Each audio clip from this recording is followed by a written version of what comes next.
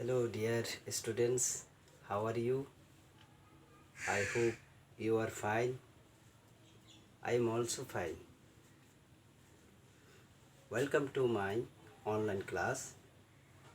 At first, I will introduce myself.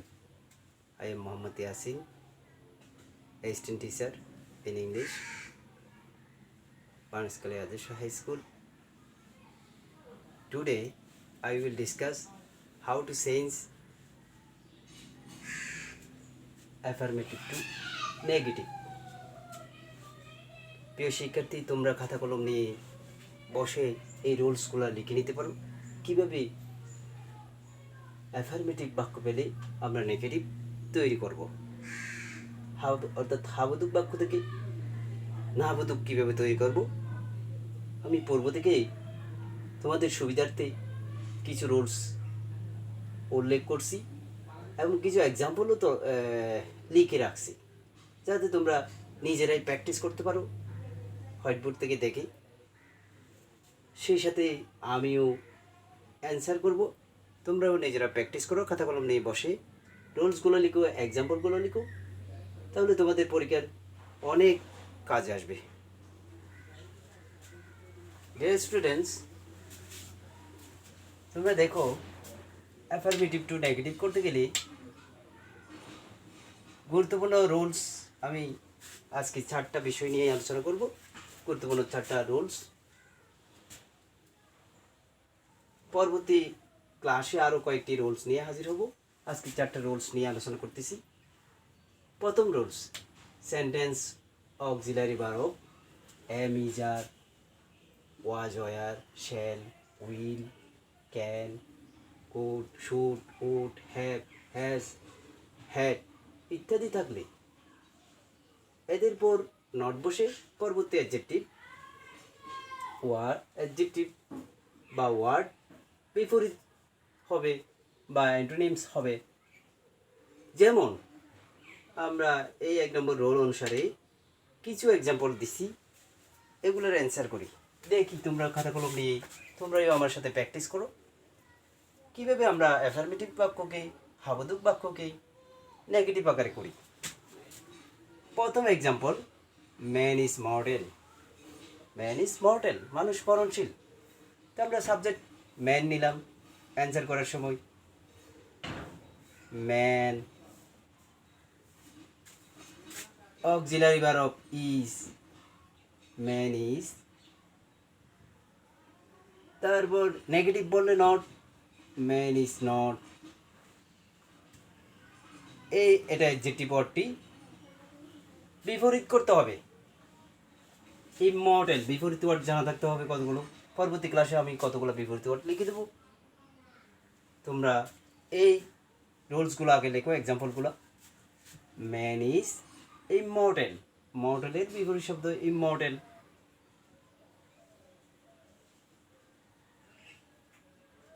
Man is ইমমর্টেল, এই একটা answer করা হলো। Man is not immortal, man is mortal. এটা affirmative বাক্য, আমরা এটাকে নেগেটিভ করলাম, ম্যান ইজ নট ইমমর্টেল। দেখি পরবর্তী example, he is a hard working person, সে একজন পরিশ্রমী ব্যক্তি। তো এটাকে অবশ্যই নেগেটিভ করার সময় অক্সিলারি ভার্ব দিয়ে করছি, ইজ দিয়ে করছি। হার্ড ওয়ার্কিংয়ের বিপরীত ওয়ার্ড জানতে হবে, পরিশ্রমী। তো এটার বিপরীত হচ্ছে অলস, অলস ইংলিশ হচ্ছে লেজি অথবা আইডেল। তো আমরা এটা অ্যান্সার করি, হি ইজ নট, যেহেতু নেগেটিভ বলছে নট আসবে, ইজ নট এ, বিপরীত ওয়ার্ড আসছে lazy person, is not a lazy person. এইভাবে আমরা অ্যাফার্মেটিভ টু নেগেটিভ করব। তৃতীয় এক্সাম্পল দেখো, আই শ্যাল রিমেম্বার ইউ। এটাতেও অক্সিলারি ভার্ব দিয়ে সেন্টেন্সটি হলো। অক্সিলারি ভার্ব দিয়ে শুরু হলে কীভাবে আমরা অ্যান্সার করি এটা দেখাচ্ছি। সাবজেক্ট দিচ্ছি আই শ্যাল নট নেব। এখানে বলছে যে আমি তোমাকে স্মরণ করব অথবা স্মরণ করি, স্মরণ করবো বোঝাচ্ছি, আমি তোমাকে মনে রাখবো, আই শ্যাল রিমেম্বার ইউ। তো এখানে অতীত, সরি, এটা ফিউচার টেন্সের বাক্য, ফিউচার ইনডিফিনিট। তো আমরা শ্যাল নট করলাম, তারপর রিমেম্বারের বিপরীত ওয়ার্ড জানতে হবে, অপোজিট ওয়ার্ড জানতে হবে। ফরগেট, ফরগেট, ফরগেট ইউ, এইভাবে আমরা আনসার করব। অর্থাৎ আমরা অ্যাফার্মেটিভ টু নেগেটিভ করতে গেলে বাক্যের অর্থে কী থাকতে হবে, কিন্তু নেগেটিভ ফর্মটা আসতে হবে। এই হচ্ছে প্রথম রুলসের এক্সাম্পল। দ্বিতীয় রুলস দেখো, দ্বিতীয় রুলস বলছে সেন্টেন্স অক্সিলারি ভার্ব, সেন্টেন্সে অক্সিলারি ভার্ব না থাকলে সাবজেক্টের পর টেন্স অনুযায়ী ডু নট বসে, অথবা ডাজ নট বসে, অথবা ডিড নট বসে, এবং পরবর্তী ওয়ার্ড অ্যাডজেক্টিভ আর কি, অথবা ভার্বটি বিপরীত হবে। যেমন যেমন আমি এক্সাম্পল লিখে রাখছি, তোমরা প্র্যাকটিস করতে পারো খাতায়। হি ওয়াক্স ফাস্ট, সে দ্রুত হাঁটে। তো এটা নেগেটিভ করলে অবশ্যই এই অ্যাডভার্বটা চেঞ্জ হবে, অ্যাডভার্ব চেঞ্জ করেই করতে পারি। এটা প্রেজেন্ট ইনডিফিনিট টেন্সের বাক্য। তো আমরা হি, প্রেজেন্ট ইনডিফিনিট হলে হির জন্য ডাজ বসবে, থার্ড পারসন হওয়ার কারণে। He does not walk slowly, এটা বিপরীত করতে হবে অ্যাডভার্বটা। আমরা দেখি তারপর আরেকটা এক্সাম্পল কি দিছি, মিনিং বলি। I saw an honest man, আমি I saw an honest man, আমি একজন সৎ লোক দেখলাম। এটাও ফার্স্ট ইনডিফিনিট, ফার্স্ট ইনডিফিনিট। তো ফার্স্ট ইনডিফিনিট চলে ডিড নট আসবে, অতীতকালের বাক্য। তো এখানে আমরা লিখবো I did not, I did not, আর প্রেজেন্ট ফর্ম হয়ে যায় তখন I did not see a dishonest man. এটা বিপরীত হবে, অনেস্টের বিপরীত ডিসঅনেস্ট। তুই দেখি আমরা অ্যান্সার করি, তোমরা খাতায় লিখো অথবা আমার সাথে প্র্যাকটিস করো। হি,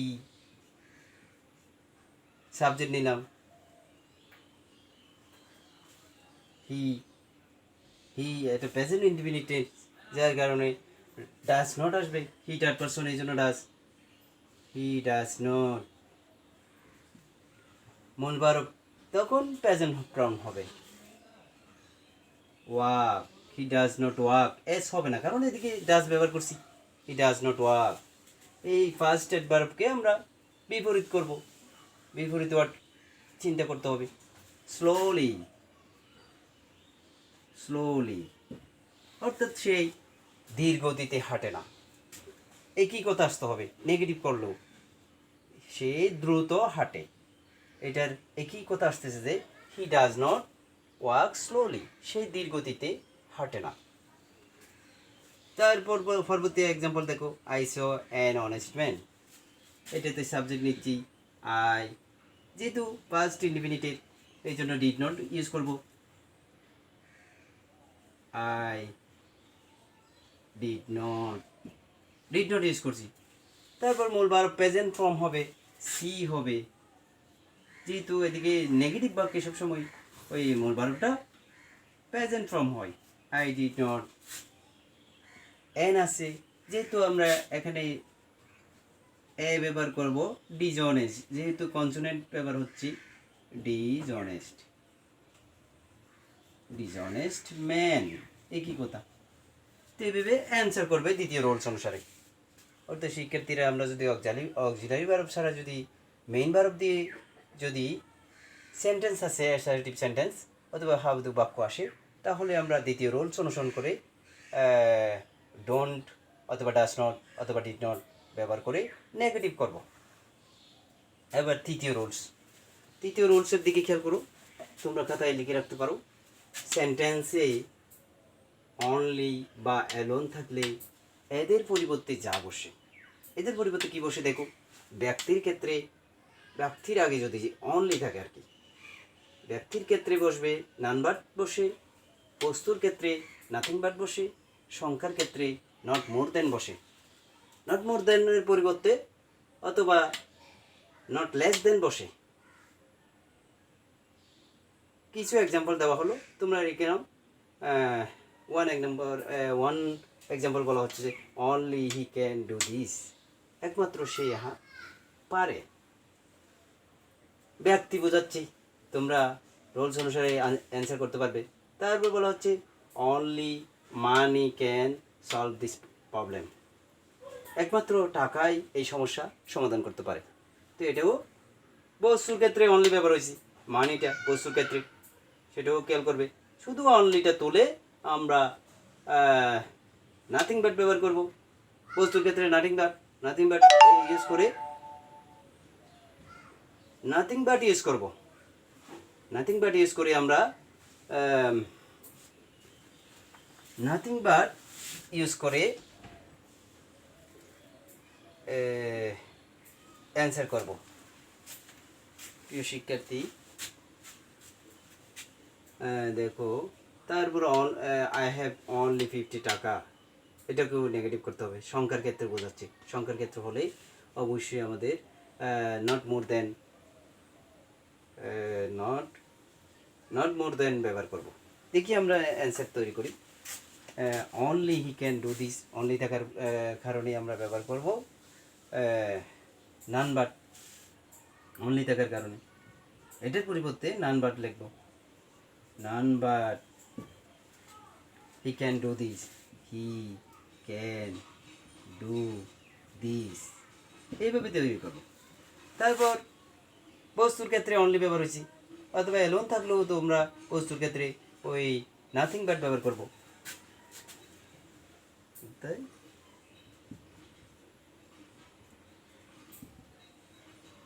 নাথিং বাট ব্যবহার করতেছি বস্তুর ক্ষেত্রে। Nothing but money can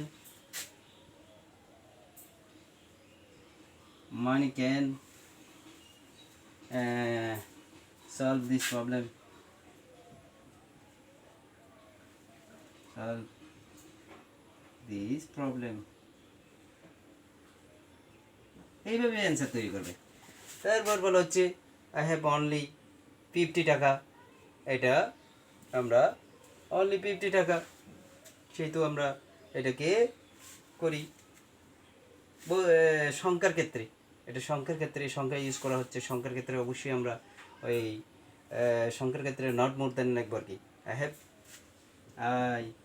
have not more than, I have not more than 50 টাকা,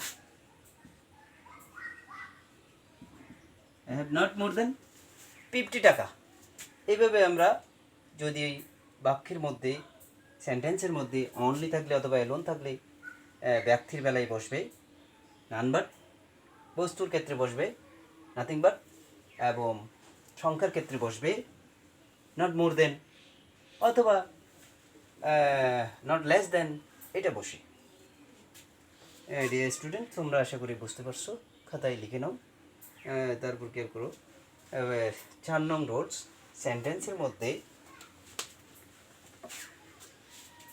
সেন্টেন্সের মধ্যে মাস্ট অথবা হ্যাভ টু, হ্যাজ টু থাকলে এদের পরিবর্তে ক্যান নট বাট বসে।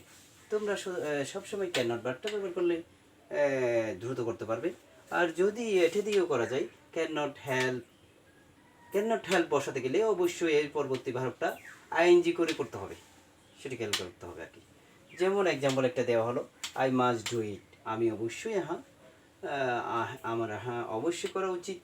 এটা মাস্ট আসে, মাস্টটা তুলে আমরা ক্যান নট বাট ঢুকাই দিলে, অর্থাৎ মাস্টটা তুলে আমরা ক্যান নট বাট লিখে পরের অংশটা লিখলে হয়ে যাবে। তারপর বলা হচ্ছে উই হ্যাভ টু গো দেয়ার, আমাদের সেখানে যাওয়া উচিত।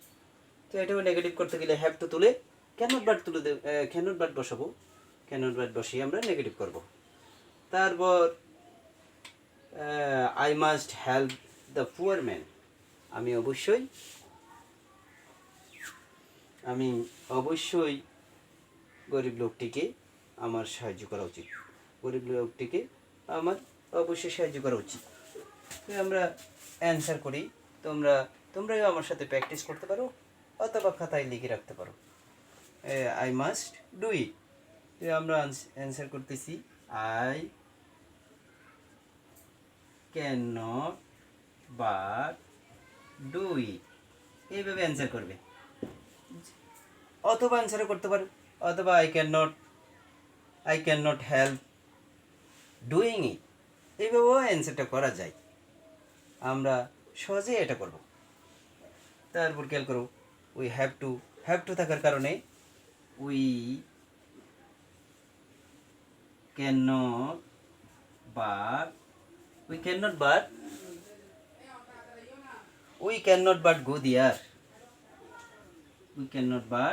গো দেয়ার, এইভাবে অ্যান্সার করবে।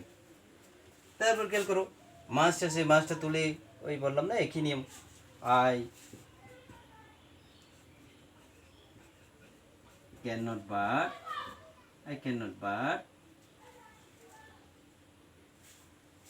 Help the poor man, I cannot but help the poor man.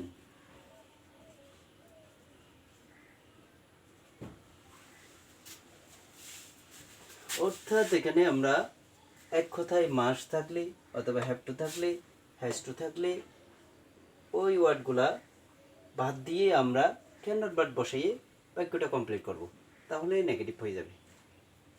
তো শিক্ষার্থী বন্ধুরা, তোমরা বুঝতে পারছো কীভাবে অ্যাফার্মেটিভ টু নেগেটিভ করে?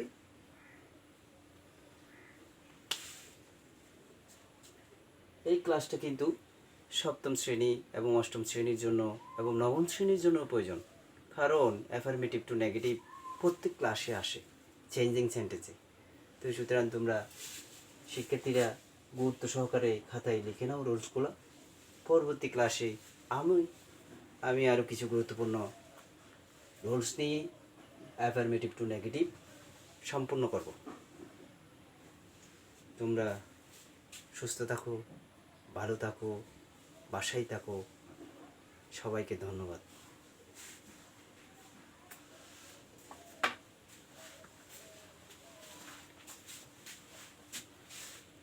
এই না নিলে দূরটা জানে।